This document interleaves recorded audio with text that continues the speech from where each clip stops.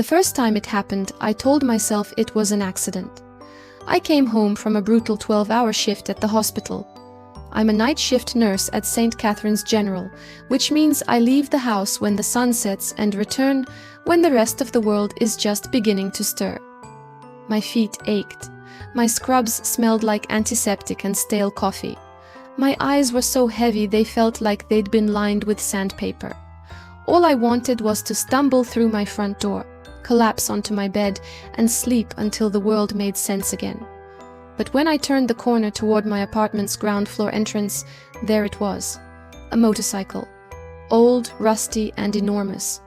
One of those Soviet-era relics that looked like it had survived 3 wars and lost all of them. It was parked directly in front of my door. Not near my door, not beside my door. Directly, squarely, aggressively in front of my door, its back wheel practically kissing my welcome mat, its handlebars spanning the entire width of my narrow entryway. I stood there for a moment, blinking, my tote bag sliding off my shoulder. Then I squeezed past it, literally turning sideways and sucking in my stomach to wedge myself between the cold metal beast and my doorframe, and went inside. These things happen. Someone made a mistake. It wouldn't happen again. It happened again. The next night, same thing. And the night after that. And the night after that. By the end of the first week, I knew exactly whose motorcycle it was. Viktor Semyonovich, my neighbor from the apartment 2 doors down. Viktor was a large barrel-chested man in his late 50s with a permanent scowl etched into his face and a voice that sounded like gravel being dragged across concrete. He worked some kind of early morning job, construction I think, and apparently found it convenient to park his beloved 2-wheeled disaster right at my doorstep every evening when he came home. Why my door specifically? I had theories. His own entrance was around the corner and the path to it was uneven and poorly lit. My entrance, on the other hand, sat right next to the courtyard's smoothest stretch of pavement under a functioning streetlight. It was simply easier for him to roll his motorcycle up to my door and leave it there. The fact that this arrangement made it nearly impossible for me to enter or exit my own apartment apparently did not factor into his calculations. I decided to be reasonable about it. I am by nature a reasonable person. I don't yell, I don't make scenes.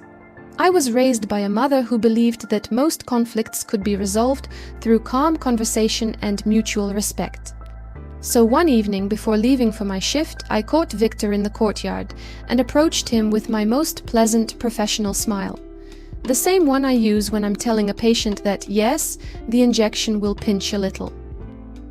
"Viktor Semyonovich," I said, keeping my voice warm and neighborly. "I've noticed you've been parking your motorcycle by my front door. I completely understand it's convenient, but it's been blocking my entrance. Would you mind parking it just a little further down? There's plenty of space near the fence." He looked at me the way you might look at a fly buzzing near your soup. Mildly annoyed, entirely dismissive. "It's just for a couple of hours," he said, waving his hand as if physically swatting my concern away. "You'll survive." And he walked off. I stood there in the courtyard, my pleasant smile frozen on my face, and felt something small and hot ignite in my chest. But I told myself to let it go. Maybe he'd think about it. Maybe my words would sink in overnight. Maybe tomorrow would be different. Tomorrow was not different. The motorcycle was there again, and again, and again. I tried a second time, catching him on a Saturday afternoon when he seemed to be in a marginally less hostile mood, sitting on the bench outside and drinking tea from a thermos. "Viktor Semyonovich, I really need to ask you again about the motorcycle. I work nights, and when I come home at 6 in the morning, I can barely get through my own door. Last Tuesday, I actually scraped my arm on the handlebar." I showed him the thin red line on my forearm, still healing. "Could you please find another spot for it?" He took a long, slow sip of his tea. Then he looked up at me with an expression of supreme indifference. "It's just for a couple of hours. Deal with it." That was it. No apology, no acknowledgement, no compromise. Just the verbal equivalent of a door being slammed in my face. I tried a third time and a fourth time. Each attempt was met with the same dismissive phrase delivered with increasing irritation, as though I were the unreasonable one for not wanting a 200-kilogram chunk of rusting metal blocking my exit like a medieval barricade. After the fourth attempt, I changed tactics. I left a polite note taped to his door, carefully written in neat handwriting on nice stationery, explaining the situation and asking, again, for his cooperation. The note disappeared, but nothing changed. I left a second note. Same result. I left a third note, this time slightly less polite but still well within the bounds of civilized communication. The next morning I found it crumpled into a ball and tossed onto my doormat, right next to the motorcycle's front tire. That little fire in my chest grew a bit larger. I considered calling the building management. I actually did call them, only to be told that courtyard parking disputes were not really their jurisdiction, and that I should try to work it out with the neighbor. I considered calling the local authorities, but the motorcycle wasn't technically on public property. It was in a shared residential courtyard, a gray zone of bureaucratic ambiguity where complaints went to die. I even considered asking my landlord for help, but my landlord was a ghost. A name on a lease agreement who collected rent through bank transfer and hadn't been physically seen by any tenant in approximately 4 years. So I was on my own. Weeks turned into a month. The motorcycle became a fixture of my daily life, as predictable and unwelcome as a headache. Every morning I would return from the hospital, exhausted and aching, and perform my humiliating ritual of squeezing past Victor's iron beast to get into my own home. Sometimes I'd catch my bag on the mirror. Sometimes my jacket would snag on a bolt. Once, during a rainstorm, I slipped on the wet pavement while trying to navigate around it and nearly fell, catching myself on the handlebar at the last second and sending a jolt of pain through my wrist. Victor, of course, saw none of this. By the time I came home, he was already inside, sleeping the peaceful sleep of a man unburdened by consideration for others. My friends were outraged on my behalf. My best friend Katya, who has never met a conflict she didn't want to escalate, suggested increasingly creative solutions over our weekly coffee dates. "Just push it over," she said one afternoon, stirring her cappuccino with violent energy. "One little push. Oops, gravity happened." "I'm not pushing over someone's motorcycle, Katya." "Then slash the tires." "I'm definitely not slashing anyone's tires." "Okay, what about, hear me out. We fill his exhaust pipe with expanding foam." "Katya, you're too nice, Lena. That's your problem. You're too nice, and people like Victor treat niceness as permission." She wasn't wrong about that last part, but I also knew that vandalism wasn't the answer. Destruction would only escalate the situation, give Victor legitimate grounds to come after me, and transform me from the wronged party into the villain. I didn't want to destroy anything. I didn't want to damage his property or hurt his feelings or start a war. I just wanted to get through my own front door without performing an acrobatic routine.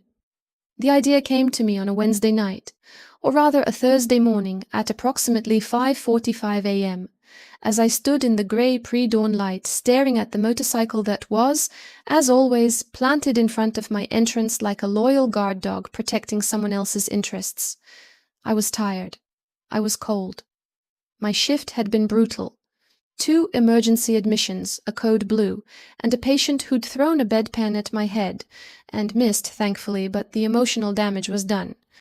I wanted nothing more in the entire world than to walk straight through my front door without turning sideways, without holding my breath, without performing the squeeze. And as I stood there, looking at that motorcycle, a thought formed in my mind. It was quiet at first, almost shy, like it wasn't sure it was allowed to exist. But the more I examined it, the brighter it glowed, until it filled my entire consciousness with its beautiful, elegant simplicity. What if the motorcycle simply wasn't there anymore? Not damaged, not destroyed, not vandalized in any way. Just relocated. Moved to a place where it would be out of everyone's way. A place where it would be perfectly safe and completely unharmed. A place where Victor could eventually find it once he put in a little effort. A place like, say, the far corner of the courtyard, behind the fence where the building's construction materials were stored. That area was a labyrinth of stacked bricks, piled lumber, bags of cement, and assorted debris from a renovation project that had started 2 years ago and showed no signs of finishing. Nobody went back there except the occasional stray cat. It was the Bermuda Triangle of our residential complex. Things that went in didn't come out quickly. The plan crystallized in my mind with the precision of a surgical procedure. And just like that, I knew what I was going to do.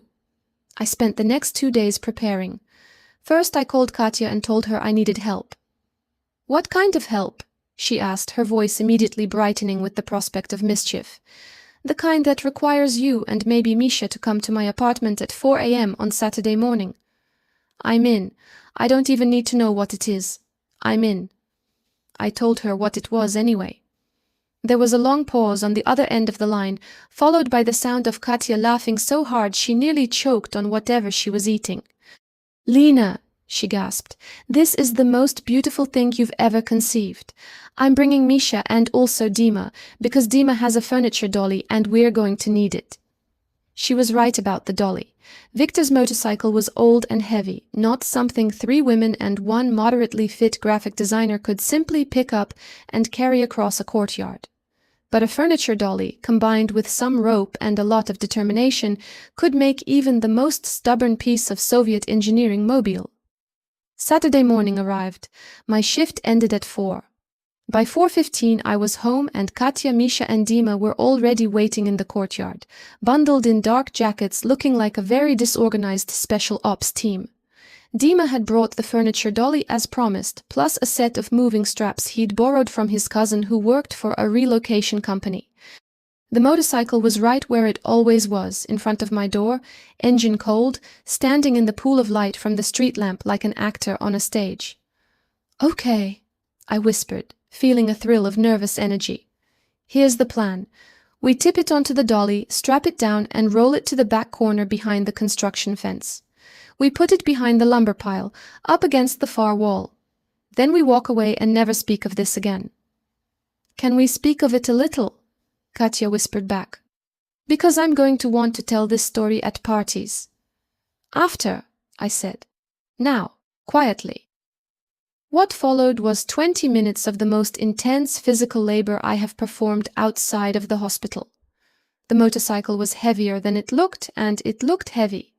Tipping it onto the dolly required all 4 of us pushing in coordinated silence, communicating through frantic hand gestures and mouthed words. At one point, the bike began to slide sideways and we nearly lost it, and Dima made a sound that can only be described as a strangled whisper scream. But we caught it, steadied it, and strapped it down.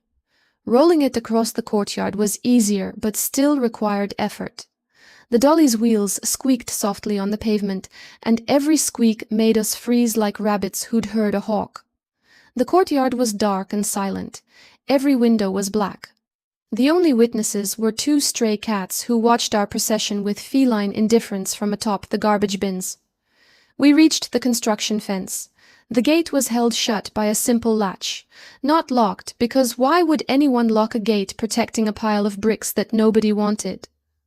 I lifted the latch and we rolled the motorcycle through, navigating between stacks of lumber and bags of dried cement mix, until we reached the farthest corner, where a tall pile of wooden planks created a natural alcove against the back wall.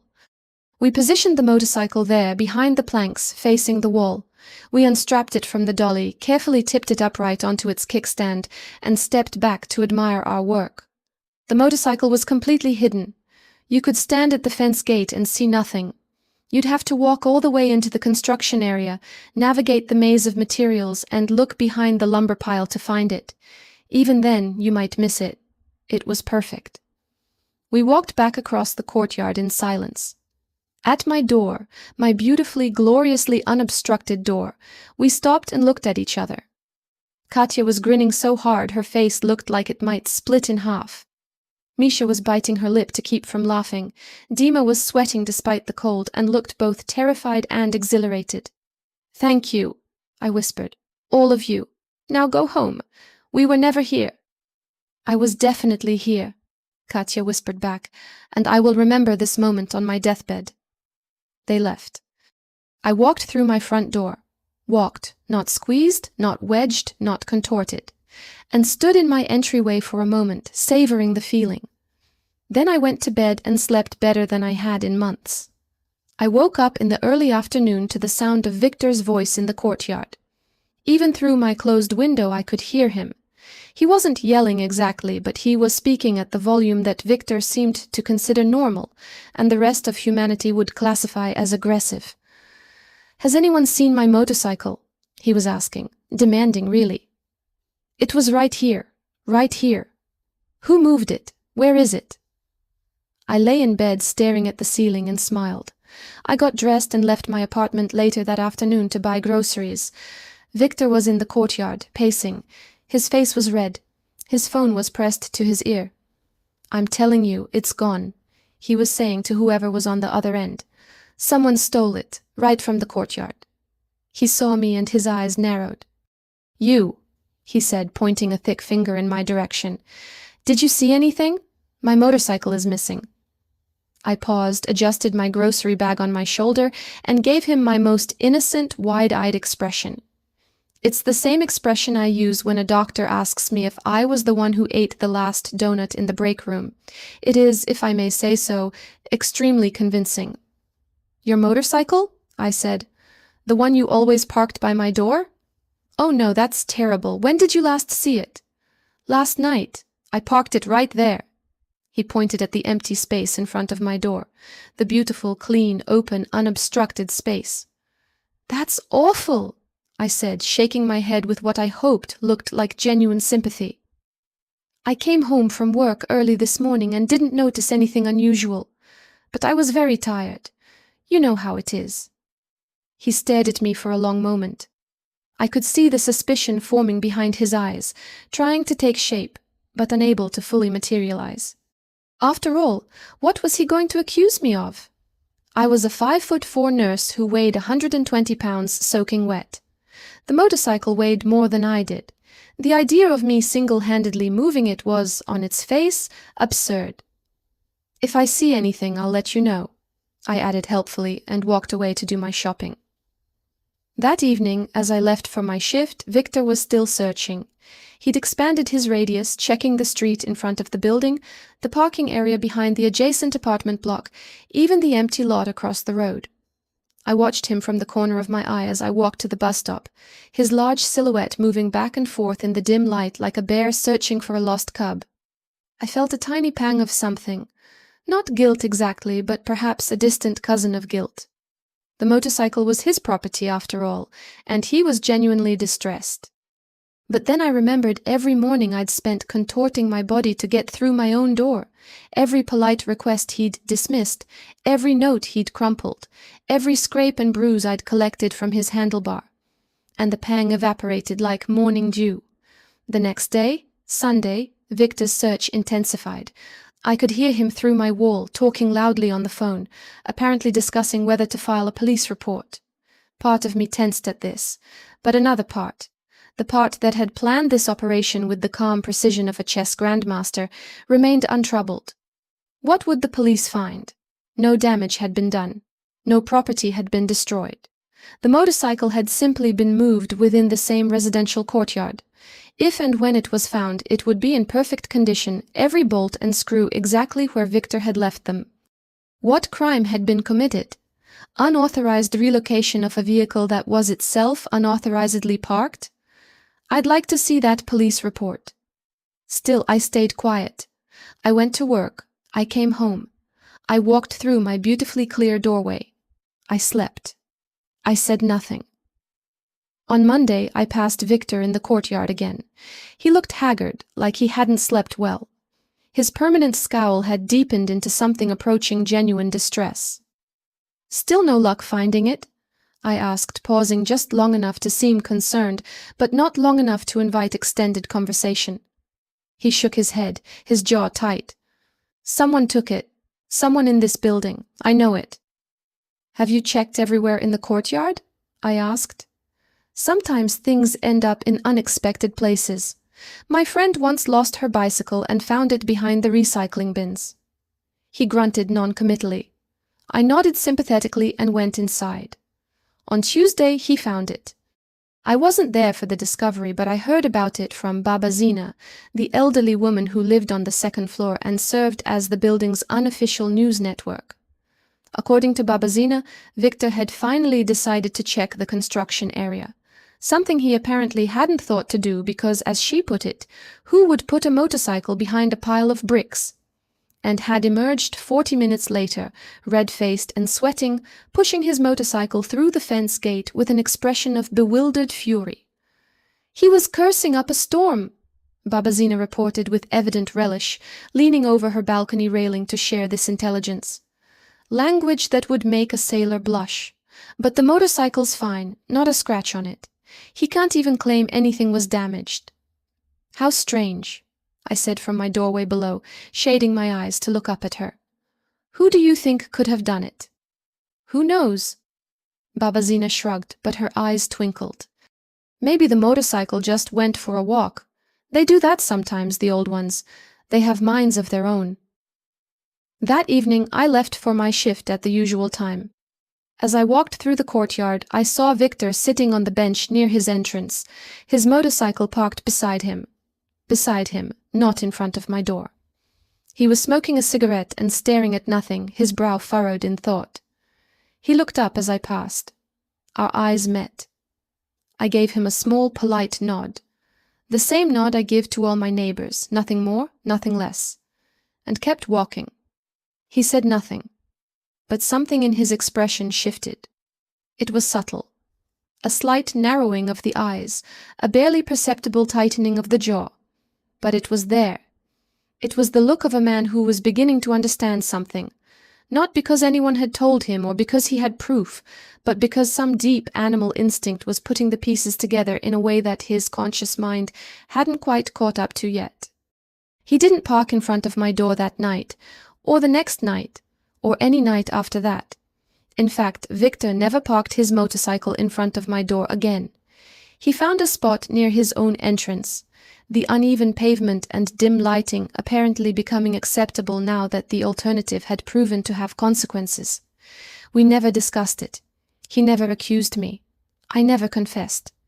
We simply existed in the same courtyard, under a new unspoken arrangement, one that involved mutual respect for personal space, or at the very least, a healthy understanding of what might happen if that respect was violated. Katya, of course, told the story at parties. She told it with dramatic embellishments, adding details like a getaway car and lookout positions and walkie-talkies that never existed.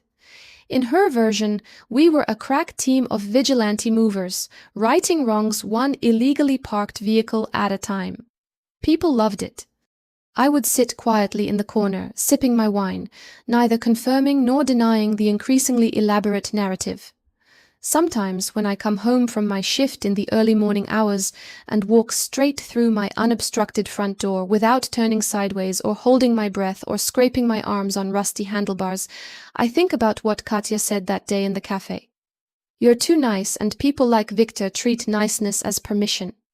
She was right. But she was also wrong, because niceness isn't weakness and patience isn't passivity. Sometimes the nicest, most patient person in the room is also the one who will quietly, methodically, and without a single word of confrontation move your 200-kilogram motorcycle behind a pile of bricks in the middle of the night and then look you straight in the eye the next day and ask, with genuine concern, whether you've checked behind the recycling bins. Some lessons are better taught in silence. And some motorcycles are better parked in front of your own damn door.